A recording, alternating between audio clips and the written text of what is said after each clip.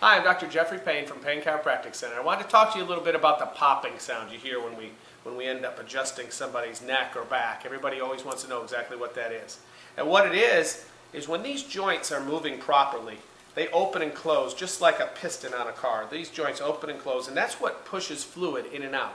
There's no way that you could have a blood vessel go in there to feed that joint because it'd get ripped to shreds. So what happens is, as normal motion occurs, you push old fluid out and pull new fluid back in. If we have an injury to the spine, the muscle spasms tighten it up and we lose motion, okay? We lose our range of motion also.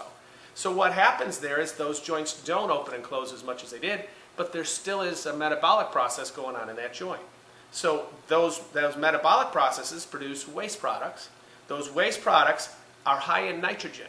So what happens when the nitrogen is very high inside the joint is nitrogen likes to be in the form of a gas.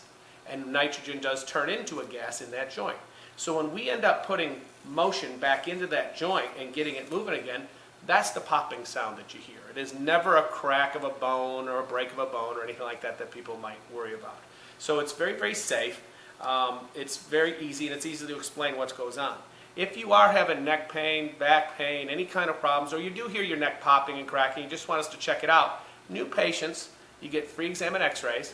We're at 704-838-0990. Give us a call or stop in the office and we'll take a look at you and let you know what we can do for you. Thanks for listening.